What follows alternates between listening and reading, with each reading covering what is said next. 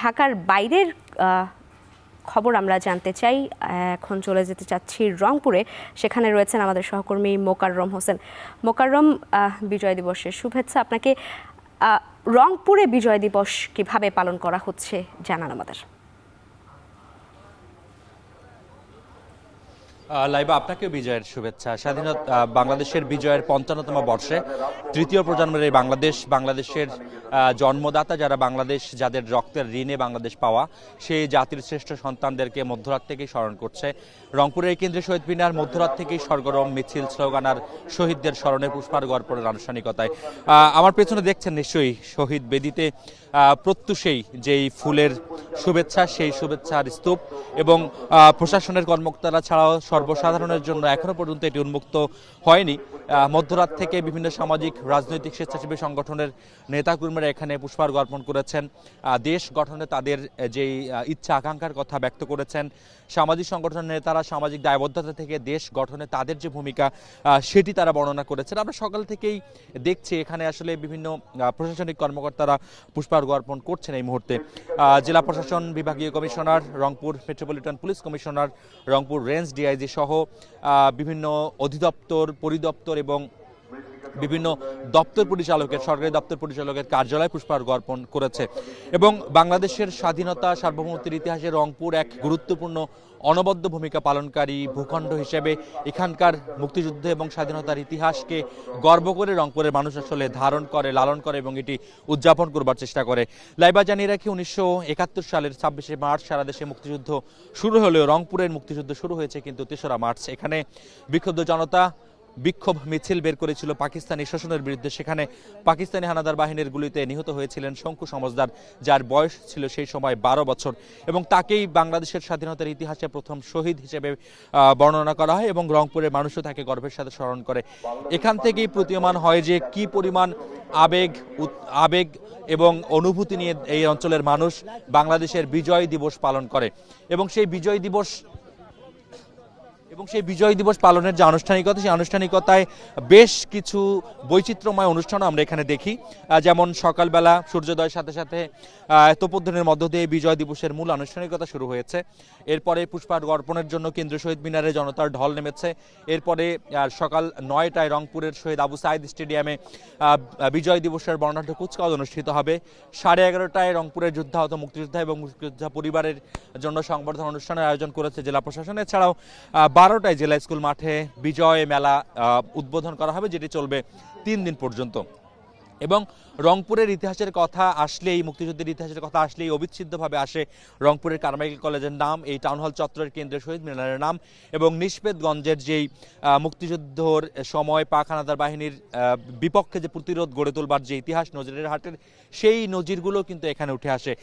রংপুরের কারমাইকেল কলেজের যে 6 জন শিক্ষককে হত্যা করা হয়েছিল 71-এর মুক্তিযুদ্ধে, বলা হয় ঢাকা বিশ্ববিদ্যালয়ের শিক্ষকের সর্বোচ্চ সংখ্যক শহীদ হবার পরে রংপুরের কারমাইকেল কলেজ দ্বিতীয় সর্বোচ্চ সংখ্যক শহীদকে ধারণ করে এবং যেটি মুক্তিযুদ্ধের এক ইতিহাসের আতুরঘর হিসেবে পরিগণিত হয়। সেখানে বর্ণাঢ্য অনুষ্ঠানের মধ্য দিয়ে বিজয় দিবস পালন করা হচ্ছে। এছাড়া রংপুরের বেগম রোকেয়া বিশ্ববিদ্যালয়ের যেটি মহিউদ্দিন নারী বেগম রোকেয়ার নামে, সেখানেও যে স্মৃতিস্তম্ভ আছে সেখানে নানান আনুষ্ঠানিকতায় বিজয় দিবস উদযাপন করা হচ্ছে। রংপুর বেগম রোকেয়া বিশ্ববিদ্যালয়ের খানিকটা দূরে মিঠাপুরের আগে দমদমা যে বধ্যভূমি, যেখানে মুক্তিযোদ্ধাদেরকে ধরে নিয়ে এসে রংপুরের বুদ্ধিজীবী, রংপুরের সুশীল সমাজের মানুষদেরকে সেই সময় যে ধরে নিয়ে এসে অত্যাচার করে হত্যা করা হয়েছিল, মৃতদেহ ফেলে রাখা হয়েছিল, সেই ইতিহাসগুলো কিন্তু সেখানে এখনো পর্যন্ত কান পাতলেই সেই মুক্তিযোদ্ধাদের আর্তনাদ শোনা যায়।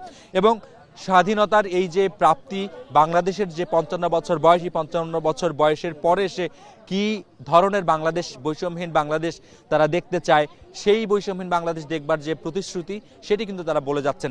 আমরা অনেকেই দেখছি মুক্তিযুদ্ধের যে পতাকা খচিত, মুক্তিযুদ্ধের সময়কার যে বাংলাদেশের মানচিত্র এবং লাল সবুজের পতাকা খচিত পতাকাটি গালে, কবজিতে কিংবা কপালে বেঁধে অনেকেই এই বিজয় দিবস উদযাপন করতে এসেছেন। পরের প্রজন্মকে অনেকেই নিয়ে এসেছেন, হাত ধরে বাবা তার সন্তানকে নিয়ে এসেছেন এবং দেশের সার্বভৌমত্বের কথা, গর্বের কথাগুলো তারা তাদের পরবর্তী প্রজন্মকে জানানোর চেষ্টা করছেন।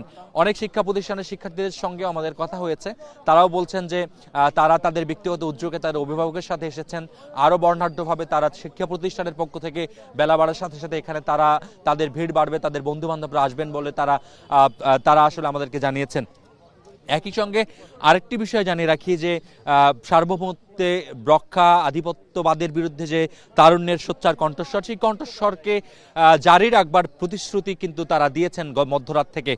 বিপ্লব পরবর্তী বাংলাদেশের যে রাজনৈতিক সচেতনতা, সেই রাজনৈতিক সচেতনতা থেকে সেই তরুণরা যারা এসেছিলেন তারা কিন্তু বলছেন যে বাংলাদেশ যে ন্যায্যতার জন্য জুলাই বিপ্লব হয়েছে, যেই ভ্রাতৃত্ব, সাম্য এবং যেই বাংলাদেশ সাম্য, মৈত্রী এবং ভ্রাতৃত্বের কাঠামোর উপরে গড়ে উঠবে, সেই বাংলাদেশের জন্য তাদের যে লড়াই সেটি তারা অব্যাহত রাখবেন। একই সঙ্গে ৭১কে যেন কোনোভাবেই ২৪-এর মুখোমুখি হিসেবে দাঁড় করানো না হয়, সেই দাঁড়